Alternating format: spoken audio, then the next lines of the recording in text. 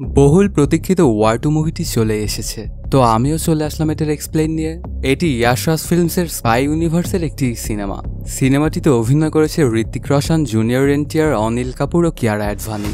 আমার চ্যানেলটা কিছু সমস্যা হওয়ার জন্য গত 1 মাস ধরে তেমন একটা ভিডিও আপলোড করিনি, এই জন্য চ্যানেলের রিচ অনেক কমে গেছে। তো তোমরা দয়া করে যদি লাইক, কমেন্ট ও শেয়ার করতে তাহলে খুব উপকৃত হতাম। কোনো স্পয়লার না দিয়ে একটা লাইক দিয়ে চলো তাহলে গল্পের গভীরে ঢুকে পড়া যাক। সিনেমার শুরুতেই দেখা যায় জাপানের দুর্গম একটা দুর্গ। এখানে ইয়াকুজা লিডার তার সাঙ্গুপাঙ্গুদের নিয়ে রাতের খাবারের প্রস্তুতি নিচ্ছিল। তখনই তার এক সাগরেদ ছুটতে ছুটতে এসে বলে, মাস্টার, আপনাকে এখন এই স্থান ত্যাগ করতে হবে। প্রতিপক্ষ গ্যাং আপনাকে হত্যার উদ্দেশ্যে একটা আর্মি পাঠিয়েছে। তখনই দুর্গের দরজা দিয়ে প্রবেশ করেন আমাদের মেজর কবির।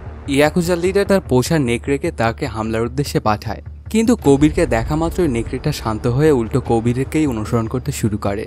তখন কবির এসে বলে, আমি একাই এসেছি, আর কেউ নেই। ওর মুখে এমন কথা শুনে ইয়াকুজার লিডার জিজ্ঞেস করে, কে সে?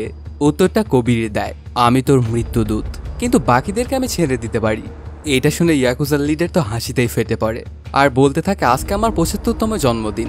আমার সাগরেদরা আমাকে 100 বছর বাঁচার উইশ করেছে। আজকে এখানে তুই মরার জন্য এসেছিস। তখন কয়েকজন তলোয়ারধারী এগিয়ে আসে কবিরের দিকে।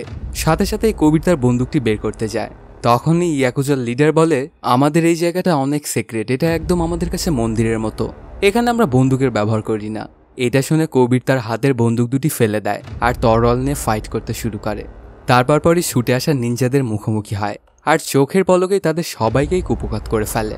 এরপর দুজন সুপারফাস্ট নিনজাকেও সে এক হাতে রিল্যাক্সের সাথে হারিয়ে দেয়। এভাবেই সে পুরো একদল নিনজাকে কোনো বাধা ছাড়াই খতম করে ফেলে। কোনো জাপানিজ নিনজা যদি এই ফাইটটা দেখে থাকে তাহলে তারা অবশ্যই পরিচালকের নামে মামলা করে দিবে যে তাদেরকে সিনেমার মাধ্যমে প্রচণ্ড অপমান করা হয়েছে।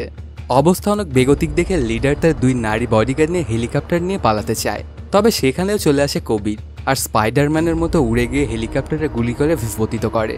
এখানেই মারা যায় ইয়াকুজার লিডার। তারপরই দেখা যায় কবির আর ওই নেকড়েটা একসাথে বসে আছে। কাহিনীটা শিফট হয় বার্লিনের একটা নাইট ক্লাবে। কবিরের এজেন্ট কবিরকে জানায়, তোমার নেক্সট হবে কালী। এখন থেকে তোমার সব কাজ হবে কালীর জন্য, তোমার আর অন্য কোনো কাজ করার প্রয়োজন নেই। তবে কবিরে তো অস্বীকৃতি জানায়, কারণ সে একজন ফ্রিল্যান্সার, তার ইচ্ছা মতো যার ইচ্ছা তার কাজ করবে সে। তখনই এজেন্টটা সেই ঘরের মধ্যে থেকে বের হয়ে যায় আর বলে, কিছু মানুষ যেটা চায় সেটা সবসময় হয় না। সাথে সাথে সেই ঘরের মধ্যে গ্যাস দিয়ে ভরে যায় এবং অজ্ঞান হয়ে যায় কবির। অন্যদিকে দেখা যায় দিল্লির ইন্ডিয়ান এয়ারফোর্সের হেডকোয়ার্টারে নিজের জীবন বাজি রেখে সহকর্মীদের জীবন বাঁচানোর জন্য কর্নেল লুথারের মেয়ে কাভ্যাকে বিশেষ সম্মাননা দেওয়া হচ্ছিল। এই প্রোগ্রামটা শেষ হলে মিউজিকের তালে তালে বাবা মেয়ের নাচানাচি করছিল আর সাথে অনেক গল্পগুজবও করছিল। ঠিক তখনই কর্নেলের ফোনে একটা কল আসে। কথা বলতে বলতে উনি বাহিরে যান। দেখা যায় কিছু একটা দেখে উনি অবাক চোখে চেয়ে থাকে। হিমালয়ের কোনো একটা গোপন ওয়্যার হাউসে কবিরের জ্ঞান ফিরে। একটা স্পেশাল প্রজেক্টের সাহায্যে কবিরের সাথে বিশ্বের বিভিন্ন স্থান থেকে কয়েকজন মিটিংয়ে যোগ দেয়। কালী আসলে কোনো ব্যক্তি নয়, কালী এই সকল ব্যক্তিদের তৈরি একটি বিশেষ প্রজেক্টের নাম। ওদের উদ্দেশ্য পরিকল্পনা অত্যন্ত ভয়ঙ্কর। এরা শুধু কিছু ব্যক্তিকেই হত্যা করে না, এরা একে একে বিভিন্ন দেশ দখল করার পরিকল্পনা করে। আর কবিরকে তারা এই বিরাট পরিকল্পনার অংশ হতে বলে এবং ওর প্রথম মিশন হিসেবে পিছিয়ে রাখা একটা ব্যক্তিকে দেখায়। আস্তে আস্তে কবির যায় সেই ব্যক্তিটার দিকে। তারপর তার মুখ থেকে যখন কাপড়টা খুলে দেয় তখন দেখতে পায় এটার অন্য কেউ নয়, তারই এক সময়ের মেন্টর কর্নেল লুথার। ওকে তো কবির নিজের বাবার মতো শ্রদ্ধা করত আর সেও কবিরকে নিজের ছেলের মতোই স্নেহ করত। ক্যাপ্টেন লুথারকে তখন এয়ারফোর্সের হেডকোয়ার্টার থেকে কিডন্যাপ করে আনা হয়েছিল। কবিরকে কালীর প্রতি লয়্যালটি দেখাতে হবে, এই জন্য তার ফাদার ফিগার কর্নেলকেও নিজের হাতেই মারতে হবে। কাহিনীটা ফ্ল্যাশব্যাকে চলে যায়। দেখা যায় কর্নেল লুথার ও কবির এই কালী সম্পর্কে আলোচনা করছিল, অর্থাৎ তারা আজকের এই দিনটার জন্য প্রস্তুতি নিয়েছিল অনেক আগে থেকেই। লুথারকে মারার জন্য কবির একটা পরিত্যক্ত রেল লাইনে যায়, কিন্তু নিজের একমাত্র শিক্ষক যার সংস্পর্শে আসার ফলেই কবির আজকে এই পর্যায়ে আসতে পেরেছে, তাকে মারতে কোনোভাবেই মন টানছিল না কবিরের। কিন্তু লুথার তার শেখানো দীক্ষার কথা মনে করিয়ে দেয় ওকে। বলে, দেশের বৃহত্তর স্বার্থের কাছে এই ক্ষুদ্র বলিদান কোনো বিষয়ই নয়। আমি তো ফোর্সে যখন ভর্তি হয়েছিলাম তখনই জীবন দেওয়ার জন্য প্রস্তুত ছিলাম। কবির অনেক কষ্টে বুকে পাথর চাপা দিয়ে তার প্রিয় মেন্টরকে গুলি করে। এই দৃশ্যটা আবার পাশ থেকে কেউ একজন ভিডিও করে আর ইন্ডিয়ান রকে পাঠিয়ে দেয়। সেই ভিডিওটাতে কবিরের গুলি করার দৃশ্যটা স্পষ্ট দেখা যাচ্ছে। ওই ভিডিওটা কাভ্যা দেখে তো প্রচণ্ড শক্ত হয়ে যায়। সে কোনোভাবেই বিশ্বাস করতে পারছিল না যে কবির কিভাবে তার বাবাকে মারতে পারে। কবির তো তার বাবাকে নিজের বাবার মতো ট্রিট করতো সবসময়। এদিকে দেখা যায় ক্যাপ্টেন লুথারকে মারার পরে কবির আবারও সেই ওয়্যার হাউসে ফিরে আসে। সেখানে কালীর মিটিং চলছিল। কালির লিডাররা প্রথম মিশন কমপ্লিট করার জন্য কবিরকে অভিনন্দন জানায় ও অফিসিয়ালি কালি টিমে কবিরকে অন্তর্ভুক্ত করে নেয়। তখন পর্দার আড়াল থেকে কবিরের সামনে বেরিয়ে আসে কালির ইন্ডিয়ান প্রধান বিশিষ্ট ব্যবসায়ী ও শিল্পপতি গৌতম গুলারি। গুলারি কালির ভবিষ্যৎ পরিকল্পনা সম্পর্কে কবিরকে জানায়। কবিরেরও তখন মনে পড়ে যায় 2 বছর দেওয়া লুথারের দেওয়া পরামর্শ যে কালিকে শেষ করাটা এতটা সহজ কাজ নয়। কালিকে নির্মূল করতে হলে কালির সিস্টেমের ভিতরে প্রবেশ করতে হবে আর নিজে কালি হতে হবে। তারপরই গুলারি কবিরকে নেক্সট মিশনের জন্য ইয়েমেনের একটা ক্যাম্পে জয়েন করতে বলে। যাওয়ার আগে কবির লুথারকে জিজ্ঞেস করে, আচ্ছা ওই ভিডিওটা কেন দিয়েছেন আপনি? নিশ্চয়ই আমি যেন আর আমার দেশে ফিরতে না পারি এজন্যই, তাই না? এই প্রশ্নে গুলারি একটু সম্মতিই দেয় ওকে। সাথে গুলারি এটাও বলে কালির প্রথম পদক্ষেপ হলো লুথারকে হাঁটানো, এরপরও তার জায়গায় কালির নিজস্ব লোককে বসানো। এদিকে দেখা যায় লুথারের শেষ কার্য অনুষ্ঠান চলছিল। তখন সেখানে নতুন চিফ সমবেদনা জানাতে আসে, তবে তার উপস্থিতিতে সেখানে থাকা অন্য কর্মকর্তারা খুশি হতে পারে না। হয়তো ডিপার্টমেন্টের সাথে ওর খুব একটা ভালো সম্পর্ক নয়। ওনার নাম বিক্রান্ত কৌল। বিক্রান্ত তখন আস্তে আস্তে যায় কাব্যার কাছে এবং ওকে জানায় লুথারের হত্যাকারীকে আমি খুঁজে বের করেই ছাড়বো। কাব্যা তখন নিজেও টিমে যোগ হতে চায়, কিন্তু বিক্রান্ত তখন প্রোটোকলের কথা জানায় যে কোনো ফ্যামিলি মেম্বারই টিমে যোগ হতে পারবে না। তখন পাশ থেকে লুথারের বন্ধু কাব্যার সাহসিকতার কথা বলে ওকে, কিন্তু তারপরেও বিক্রান্ত অস্বীকার করে ওকে নিজের টিমে নেওয়ার জন্য। বিক্রান্ত নিজের টিমও নিজেই সাজাবে। তখন লুথারের বন্ধু বলে, কবিরকে ধরার মতো ক্ষমতা তোমার বা তোমার টিমের কারোরই নেই। আমার হাতে একজন স্পেশাল কমান্ডো আছে। কবিরকে যদি কেউ টেক্কা দিতে পারে তাহলে সেই দিতে পারবে। Special unit officer Vikram. দৃশ্যপটে আসে সোমালিয়ার গভীর সমুদ্র। সোমালিয়ার জলদস্যুরা ইন্ডিয়ান জাহাজ থেকে কয়েকজন নৌসেনাকে জিম্মি করে রেখেছে। তাদের উদ্ধারের জন্য একটা মিশন পরিচালনা করতে হবে, কিন্তু জলদস্যুদের আস্তানাটি অত্যন্ত সুরক্ষিত। এই জায়গাটি পরিত্যক্ত একটা জাহাজ কারখানা আর চারদিকে ল্যান্ডমাইন পুঁতে রাখা। কোনোভাবেই সেখানে যাওয়া সম্ভব নয়। তখন মেজর বিক্রম সেখানে একা যাওয়ার সিদ্ধান্ত নেয়। কোনো রকম অস্ত্রশস্ত্র ছাড়া খালি গায়ে বিক্রম একটা ড্রোনের পাখা ধরে ঝুলে ঝুলে নিঃশব্দে ব্যাটম্যানের মতো জলদস্যুদের ঘাঁটিতে প্রবেশ করে। মানে পুরাই মাথা নষ্ট একটা সিন। এই আইডিয়াটা যার মাথায় এসেছিল সে একটা নোবেল অবশ্যই ডিজার্ভ করে। বিক্রম সেখানে ঢুকে একে একে সকল জলদস্যুদেরই ঘায়েল করে ফেলে এবং বন্দি নৌসেনাদেরকে মুক্ত করে নিয়ে চলে আসে। আসার সময়ও জলদস্যুর ঘাঁটিতে সে ধামাকা করে আসে, এতে পুরো ঘাঁটি পানির সাথে মিশে যায়। এদিকে দেখা যায় হেডকোয়ার্টারে কবিরকে মারার পরিকল্পনা সাজানো হচ্ছে। বিক্রান্ত তখন জানায় কবির লুথারকে একা মারেনি, তার সাথে আরো কেউ না কেউ তো আছেই। কিন্তু কাব্যা বলে কবির তার সব মিশন একাই কমপ্লিট করে এবং সেই লুথারকে মেরে তারপর ভিডিওটা পাঠিয়েছে। তখন পাশ থেকে বিক্রম বলে কবির সবসময় লুথারকে বাবার মতো শ্রদ্ধা করত আর লুথারও তাকে সন্তানের মতোই স্নেহ করত, তাহলে কবির তাকে কেন মারতে যাবে? এর পেছনে তো আমি কোনো মোটিভই পাচ্ছি না। একজন এজেন্ট শুধুমাত্র 4টি বিষয় ফলো করে: অর্থ, আইডিওলজি, কম্প্রোমাইজড ও ইগো, যার কোনোটাই কবিরকে লুথারকে মারার মোটিভ হিসেবে ধরা যায় না। আর কবিরের কোনো তো ফ্যামিলি মেম্বারও নেই যার জন্য সে কম্প্রোমাইজ করতে রাজি হবে।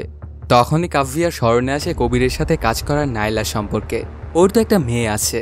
দৃশ্যপটে আসে স্পেনের একটা ব্যস্ত শহর, যেখানে নাইলার মেয়ে রুহি ক্লাস শেষ করে হাঁটছিল। সে সময় কবিরের সাথে বিশেষ একটা পদ্ধতিতে যোগাযোগ করে রুহি। কবির রুহির সাথে দেখা করতে চায়, তারা একটা নির্দিষ্ট স্থানে মিলিত হবে। ওই জায়গায় আগে থেকেই অবস্থান করতে থাকা টিম রুহির পিছু নেয়। চিফ বিক্রম ও কাব্যাকে বলে এটাই সবচেয়ে উত্তম সুযোগ, এখনই কবিরকে পরাস্ত করা পসিবল হবে। ওদের ব্রিফিং শেষে বিক্রম ও কাব্যা বেরিয়ে পড়ে মিশনে। তখনই কবিরের কাছে তার টিমের একজন মেসেজ পাঠায়, ওদেরকে ফলো করছে সাথে সাথেই কবির রুহিকে একটা সেফ জায়গায় যাওয়ার নির্দেশ দেয় আর সে বেরিয়ে পড়ে তাদের মোকাবেলা করার জন্য। কবির কয়েকজন এজেন্টকে মেরে ধরাশায়ী করে ফেলে, তারপর রুহিকে একটা গাড়ি নিয়ে আসতে বলে। রুহি কবিরকে জিজ্ঞেস করে কোন গাড়ি তোমার? তখন কবির বলে তোমার যেই গাড়ি পছন্দ হয় সেইটাই নিয়ে নাও, আমি তো তোমাকে সিস্টেম শিখিয়ে দিয়েছি আর এর মধ্যে কোনো গাড়ি আমার নয়। ওর সাথে কথা বলতে থাকলে ঠিক তখনই কবিরের সামনে উপস্থিত হয় কাব্যা। সে কবিরের দিকে বন্দুক তাক করে জিজ্ঞেস করে তুমি কি আসলে আমার বাবাকে মেরেছো? তুমি শুধু একবার বলো যে না তুমি কাজটা করনি।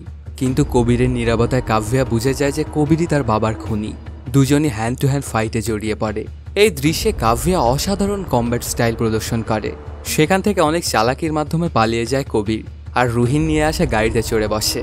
ওরা যখন সেখান থেকে চলে যাচ্ছিল ঠিক তখনই ওদের সামনে গাড়ি নিয়ে হাজির হয়ে পড়ে বিক্রম কবিরকে তাড়া করে। কবিরও জেমস বন্ড স্টাইলে পালানোর চেষ্টা করে। এক সময় ছুটতে ছুটতে তারা একটা ব্রিজের ওপরে এসে উপস্থিত হয়। কবির বিক্রমকে তো কাবু করতে পেরেছিল, কিন্তু ব্রিজের দুই দিক থেকে স্পেন পুলিশ ওদেরকে একদম ঘিরে ফেলে। কবিরের আর যাওয়ার কোনো জায়গাই নেই। কি করবে কবির কিছুই বুঝে উঠতে পারছিল না।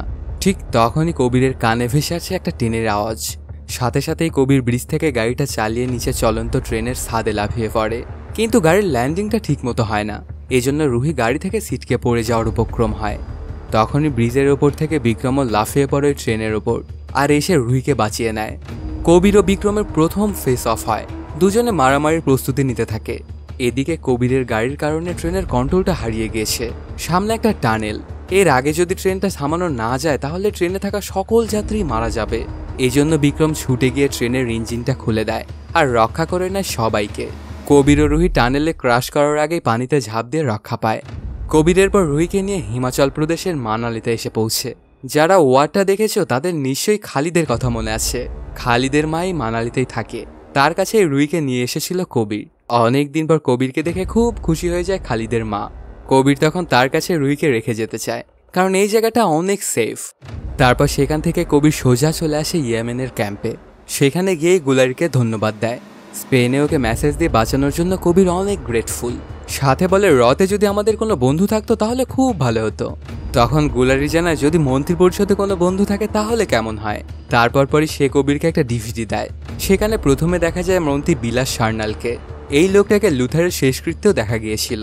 তাকে কালির নিজেদের লোক বানিয়ে নিতে চায়। এর পরপরই গুলারি কবিরকে নেক্সট মিশন সম্পর্কেও ব্রিফ করে। 3 দিন পর বিলাসের ভাই তার পুরো ফ্যামিলি সহ একটা চার্টার ফ্লাইট করে সিঙ্গাপুর থেকে ইন্ডিয়া আসবে। সেই ফ্লাইটে বিলাসের স্ত্রীও থাকবে। কবিরের মিশন হলো সেই ফ্লাইটে অ্যাটাক করে তাদেরকে সপরিবারকে হত্যা করা। যেন এটা দেখে বিলাস ভয়ে কালির সাথে যোগ দেয়। অন্যদিকে দেখা যায় বিক্রমের কাছে একটা মেসেজ আসে। সেখানে একটা মেয়ে তার সাথে দেখা করতে চায়। পরদিনই বিক্রম সেখানে এসে পৌঁছে। এসেই দেখতে পায় কোনো মেয়ে নয়, কবির ওর সাথে দেখা করার জন্য বলেছিল। তখন বিক্রম কবিরকে জিজ্ঞেস করে তুমি আমাকে কেন ডেকেছো। তখন কবির বিক্রমের সামনে কালির মুখোশটা উন্মোচন করে। তার কাছে বিস্তারিত শুনে বিক্রম নিশ্চিত হয় কবিরের মতো দেশপ্রেমী এজেন্ট তো এত বড় দেশদ্রোহী কাজ কোনোভাবেই করতে পারে না। কবির তখন বিক্রমকে জানায় কালি সারণী পরিবারকে নিঃশেষ করে দিতে চাচ্ছে, তো আমাদের দুইজনকে মিলিত হয়ে এই পরিকল্পনাকে থামাতে হবে। এতে কিন্তু আমাদের মরারও সম্ভাবনা আছে। কবির কালির ভেতর থেকে এবং বিক্রম বাহির থেকে কাজ করবে। তখন বিক্রম বলে মৃত্যুকে আমি ভয় পাই না। আর সে কবিরকে পার্টনারও সম্বোধন করে এবং একটা নাচেও আমন্ত্রণ জানায়। সিনেমার গল্পের সাথে এই গান আর ডান্স অফটা কোনোভাবেই যায় না, জোর করে এটাই কেন ঢোকানো হয়েছে। 3 দিন পরের কথা, দেখা যায় সারণী ফ্যামিলি চার্টার প্লেনে করে দিল্লি ফিরছিল। এই সময়ই একটা এয়ার হোস্টেস তাদেরকে চেতনানাশক ড্রিঙ্কস পান করিয়ে অজ্ঞান করে ফেলে। তারপরই কবির ওপর থেকে একটা জ্যামার ফেলে চার্টার প্লেনের পূর্ণ নিয়ন্ত্রণ নিয়ে নেয়। কবির তার স্টিলথ প্লেন নিয়ে চার্টার প্লেনের উপরে চলে আসে এবং সেটা থেকে একে একে সৈন্যরা নেমে আসে এই চার্টার প্লেনটার ওপর। তারপর ওরা প্লেনের দরজাটা ভেঙে ভেতরে ঢুকে, কিন্তু ভেতরে ঢুকেই ওরা অত অবাক হয়ে যায়, কারণ ভিতরেই অবস্থান নিচ্ছিল বিক্রম। সাথে সাথেই সে সবাইকে মারতে শুরু করে। একসময় সে প্লেনের উপরে উঠে মারামারি করতে থাকে। মারামারি করতে করতে বিপদের সম্মুখীন হয় বিক্রম। তখন ওপর থেকে কবির নেমে আসে এবং তাকে বাঁচায়। দুজন মিলে গ্র্যাভিটিকে বৃদ্ধাঙ্গুলে দেখিয়ে বিজ্ঞানের সকল সূত্রকে ভুল প্রমাণিত করে সবাইকে মেরে ওপরে থাকা স্টিল প্লেনটিও ধ্বংস করে ফেলে। তারপরে দুজনেই প্রবেশ করে চার্টার প্লেনের ভেতরে। প্লেনে থাকা এয়ার হোস্টেসকে সাথে সাথেই মেরে দেয় বিক্রম। কবির তখন বিক্রমকে অভিনন্দন জানায় মিশনটা কমপ্লিট হওয়ার জন্য। তখন বিক্রম বলে এটা মিশন ছিল না তো, এটা শুধু ওয়ার্ম আপ ছিল। আর একবার চিন্তা করে দেখো তো ওই ব্যক্তিরা কতই ভাগ্যবান যারা ঘুমের ভেতরে মৃত্যুবরণ করে। এই কথা শুনে তো কবির হতবাক হয়ে যায়। হতবম্ব কবিরের চোখের সামনে বিক্রম একে একে গুলি করে পুরো ফ্যামিলিকেই মেরে ফেলে। এগুলো দেখে কবিরের আর বুঝতে বাকি থাকে না যে বিক্রমও কালির একজন সদস্য। তখন বিক্রমকে বলে তুমি সবসময় বন্ধু চিনতে ভুল করো। তবে বিক্রম এ যাত্রায় মারে না কবিরকে। কবিরের হাতে একটা প্যারাশুট ধরিয়ে দিয়ে বলে এখনো তোর মৃত্যুর সময় আসেনি। প্লেন থেকে ধাক্কা মেরে ফেলার সময় বলে আজকের মতো যা কাব্যু। এই কথাটা শুনে তো হতবাক হয়ে যায় কবির। ওর তখন মনে পড়ে যায় কাব্যু এই নামটা শুধুমাত্র ওর ছোটবেলার বন্ধু রঘুই ডাকতো। কাহিনীটা ফ্ল্যাশব্যাকে চলে যায়। এটা কবিরের ছোটবেলার ফ্ল্যাশব্যাক। কবির ও রঘু ছিল দুজনেই অনাথ। একদিন কবিরকে কিছু ছেলে পেলে আটকে মারধর করছিল। অনেকক্ষণ দেখার পরে একসময় রঘু চলে আসে সেখানে আর সবাইকে মারতে শুরু করে। তারপর সবার হাত থেকে বাঁচিয়ে নিয়ে ওরা দুজনেই পালায়। তারপর থেকেই দুজনেই ক্রাইম পার্টনার হয়ে ওঠে। দুজন একসাথে চুরি, ছিনতাই জাতীয় ছোটখাটো অপকর্ম করে জীবন চালাচ্ছিল। কবির ফাইট সম্পর্কে কিছুই জানতো না। সে আত্মরক্ষার সবকিছু রঘুর কাছ থেকেই শিখেছিল। এমনকি বিভিন্ন অস্ত্র চালনার দীক্ষাও সে ওখান থেকেই পায়। এরকমই একদিন একটা দোকানে চুরি করার সময় পুলিশ ওদেরকে ধাওয়া করে। কবিরকে ধরে ফেলে, কিন্তু রঘুকে ধরতে পারে না। ও চাইলেই পালিয়ে চলে যেতে পারত, কিন্তু কবির যেহেতু ধরা খেয়েছে এর জন্য রঘু এসে ধরা দেয় পুলিশের হাতে। তারপর ওদের দুজনের জায়গা হয় শিশু কিশোর সংশোধন কারাগারে। এখানে ওদের সময় খুব ভালোভাবেই কাটছিল। হঠাৎ করে একদিন এই কারাগারে চলে আসে কর্নেল লুথার। সে এখানে আসলে সোলজার রিক্রুট করতে এসেছিল। তারপর সবাইকে একত্রিত করে বলতে শুরু করে লুথার, অপরাধীর জীবন পিছে ফেলে কি তোমরা সৈন্যের সম্মানী জীবন নিতে চাও? লুথারের এই ব্রিফিংটা শুনে অনেকেই অনুপ্রাণিত হয়। সবার সাথে সাথে রঘু ও কাব্য জয়েন করে আর্মি ট্রেনিংয়ে। ফিজিক্যাল সকল ট্রেনিংয়ে রঘু হয় প্রথম আর কবির হয় দ্বিতীয়। ওরা দুজন এইসব দেখে তো নিশ্চিত হয়ে গিয়েছিল যে এই ট্রেনিং থেকে ওদের দুজনকেই আর্মিতে নেওয়া হবে, তারা বাদ আর কারও হবে না এখানে। কিন্তু সিলেকশনের দিন ঘটে যায় অবাক কাণ্ড। কবির তো সিলেক্ট হয়ে যায়, তবে সিলেক্ট হয় না রঘু। এটা কোনোভাবেই মেনে নিতে পারছিল না রঘু। পরে লুথারের কাছে গিয়ে সে জিজ্ঞেস করে যে আমাকে কেন বাদ দিলেন, সবগুলোতে তো আমি ফার্স্ট হয়েছি। তখন লুথার জানায় তুমি শারীরিক পরীক্ষা সবার সেরা, কিন্তু একজন সোলজারের এর বাইরেও আরও অনেক গুণ থাকতে হবে, আর সেটা হলো দেশপ্রেম, যেটা কবিরের মধ্যে আছে কিন্তু তোমার মধ্যে নেই। তোমার মধ্যে আছে শুধু নিজের প্রতি অহংকার বোধ। তবে তুমি চিন্তা করো না, তুমি রেডি হতে থাকো, 6 মাস পরে আমি এখানে আবারও আসবো। ততদিনে যদি তুমি নিজেকে বাদ দিয়ে দেশকে প্রথম ভাবতে পারো তাহলে তুমি সিলেক্ট হবে। কিন্তু এই ব্যাপারটা কোনোভাবেই মেনে নিতে পারছিল না রঘু। আর পরদিন সে কবিরকে বলে চল আমরা চলে যাই, আমরা যা করছিলাম তাই করি।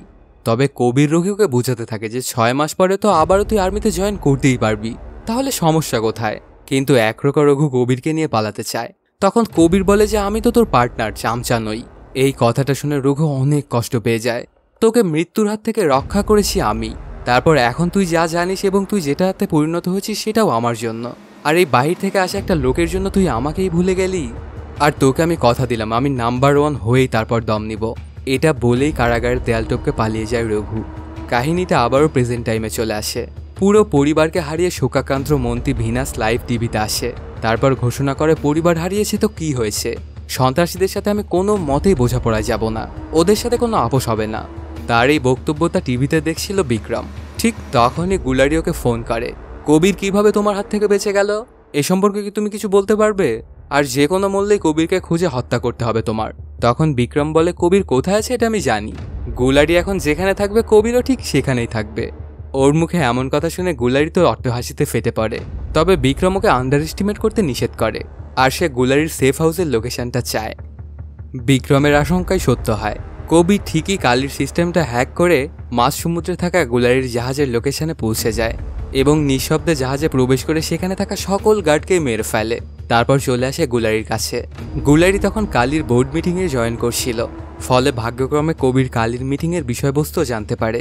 ওরা এক ভয়ঙ্কর পরিকল্পনা করছিল, তাহলে ওরা ইন্ডিয়ান প্রধানমন্ত্রীকে হত্যা করে ফেলবে। এরপরে ইন্ডিয়াতে শুধুমাত্র কালিরই রাজত্ব চলবে। তখনই কবির কালির সামনে বন্দি গুলারিকে নিয়ে উপস্থিত হয় এবং তাদেরকে বলে ইন্ডিয়ান প্রধানমন্ত্রীর আগে নিজেদের জীবন নিয়ে ভাবো। তোমরা পৃথিবীর যেই কোণাতেই তোমরা লুকিয়ে থাকো না কেন, তোমাদের প্রত্যেককে আমি খুঁজে বের করবো এবং একটা একটা করে সবাইকেই মারবো। এই কথাটা শুনে তো সবাই মিটিং ছেড়ে পালায়। তারপর কবির গুলারিকে মারার প্রস্তুতি নিচ্ছিল, তখনই তার হাতে গুলি করে হেলিকপ্টারের সাহায্যে জাহাজে এসে পৌঁছে বিক্রম ওরফে রঘু। রঘু তখন কবিরকে তাদের ছোটবেলার কথা মনে করিয়ে দেয়। আমি ছিলাম তোর গুরু, তোকে সকল রাস্তা আমিই দেখিয়েছি, কিন্তু তারপরও তুই কেন সব জায়গাতে আমার থেকে বেশি সম্মান পাস? এমনকি রঘুকে গুলারিকেও জিজ্ঞেস করে, আচ্ছা কালির জন্য আমি কি না করেছি, তারপরেও কালিতে আমার একটা সিট হলো না, আর কবির আসতেই পারলো না, ওর সিট হয়ে গেল কালিতে। গুলারি তখন হাসতে হাসতে বলে এই চেয়ারে বসার মতো যোগ্যতা তোমার নেই, তোমাকে আরও পরিপক্ক হতে হবে। এই কথাটা শুনে বিক্রম তো অনেক রেগে যায়, ওর মাথার যেন রক্ত উঠে যায়। তখন সে বলে কালিতে গুলাটির চেয়ার যদি খালি হয় তাহলে সেই চেয়ারে কে বসবে? এটা বলেই গুলারিকে হেডশট মেরে হত্যা করে। তারপর বিক্রম আস্তে আস্তে কবিরকে তার পরিকল্পনা সম্পর্কে জানায়, আমি এখন গুলারির চেয়ারে বসবো, এরপর আস্তে আস্তে পুরো কালির কর্তৃত্ব দখল করব। আমার এক হাতে থাকবে কালির টেকনোলজি আর এক হাতে থাকবে ইন্ডিয়ান ক্ষমতা, মানে র চিফ হব আমি। আর তুই যদি আমার সাথে থাকতে চাস তাহলে দুই বন্ধু মিলে পুরো দেশ রাজ করব। তখন কবির বলে ওঠে, তুই কখনোই একজন সোলজার ম্যাটেরিয়াল ছিলি না, স্যার তোর সম্পর্কে যেটা বলেছিল সেটা ঠিকই বলেছিল। উত্তরে বিক্রম হাসতে হাসতে বলে, কবির যেই দেশের জন্য নিজের সবকিছু উজাড় করে দিয়েছে সেই দেশই তার ফাঁসির আদেশ দিয়েছে, আর রঘুর জন্য অ্যারেঞ্জ করছে মেডেল। এটা বলেই সে কবিরকে গুলি করতে যায়। তখনই কবির জাহাজ একটা ধামাকা করে সেখান থেকে পালায়। কবির একটা স্পিড মোড নিয়ে পালানোর চেষ্টা করে, ওর পিছে পিছে বিক্রমও ধাওয়া করে। দুজনের মধ্যে দীর্ঘ সময় ধরে চোর পুলিশের ধাওয়া পাল্টা ধাওয়া চলে। একসময় কবির প্যারাশুট খুলে বিক্রমের হাত থেকে বেঁচে ফিরে। দৃশ্যপটে আসে হেডকোয়ার্টার, সেখানে বিক্রান্ত, কাব্য এবং র টিম মিলে গুলাটির মার্ডার সিনটি পর্যবেক্ষণ করছিল। তারা গুলাটির জাহাজে কবির ছাড়াও আরও একজনের বহিরাগতের বন্দুক দেখতে পায়। এটাতে ওদের সন্দেহ হয় যে সেখানে অন্য কেউ ছিল কবির ছাড়া। তারপর র চিফ কাব্যাকে গুলাটির মার্ডার এভিডেন্সগুলো চেক করতে বলে। কাব্যা যখন এভিডেন্স বক্সটা চেক করছিল তখন সেটার মধ্যে একটা রিং দেখতে পায়। এই রিংটাই সে কবিরকে গিফট করেছিল। কাহিনীটা আবারও ফ্ল্যাশব্যাকে চলে যায়। আজ থেকে 15 বছর আগের কথা। কবির ও কাব্যার মধ্যে প্রেমের সম্পর্ক ছিল। ওরা একে অপরকে অনেক ভালোবাসত। একদিন কাব্যা এই রিংটা দিয়ে কবিরকে প্রপোজ করেছিল। তখন কবির বলে, এখানে আমি সোলজার হতে এসে এখন তো ওয়ারিয়রে পরিণত হয়ে গিয়েছি। আমি কোনোভাবেই তোমাকে বিয়ে করতে পারবো না। তোমাকে আমি ভালোবাসি ঠিকই, তবে যদি বিয়ে করি তাহলে তুমি হবে আমার পিছু টান, আর দেশের জন্য আমি আমার সম্পূর্ণটা দিতে পারবো না। এর জন্য আমি খুবই দুঃখিত। এই ব্যাপারটাতে অনেক মনক্ষুণ্ণ হয় কাব্য এবং কান্না করতে থাকে।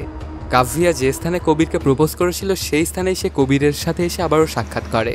তখন কবির কাব্যার কাছে লুথার, কালী ও বিক্রমের পুরো ব্যাপারটাই খুলে বলে এবং তার বাবা যে নিজে নিজেই বলিদান দিয়েছে এটাও জানায়।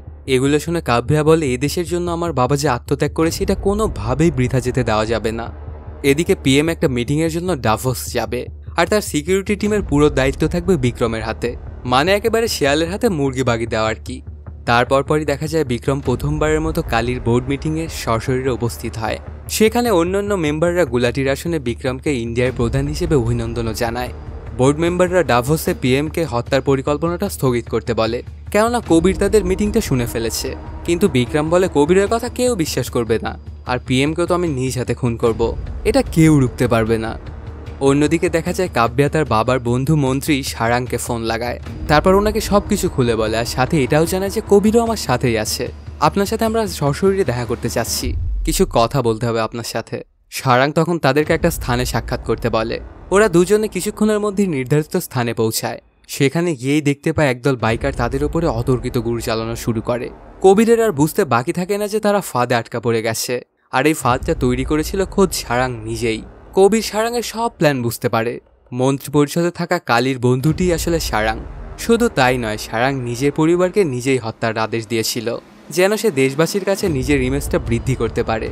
এবং প্রধানমন্ত্রীকে হত্যা করার পরে ইন্ডিয়ার নেক্সট প্রধানমন্ত্রী হওয়ারও স্বপ্ন দেখে সে। বাইকারদের গুলির মুখে তারা দুজনেই কোণঠাসা হয়ে পড়ে। তখনই কবিরের কাছে একটা কোড মেসেজ আসে, আমি আসছি।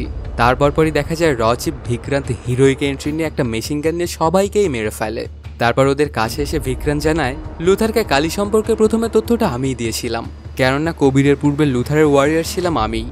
কবির বিক্রান্তকে সারাংয়ের সকল পরিকল্পনা সম্পর্কেই জানায়। বিক্রান্ত তখন পিএম এর মিটিংটা ক্যান্সেল করতে চায়, কিন্তু কবির বলে যে না, এটা করবেন না, বিক্রমকে তাদের প্ল্যানেই আটকাতে হবে।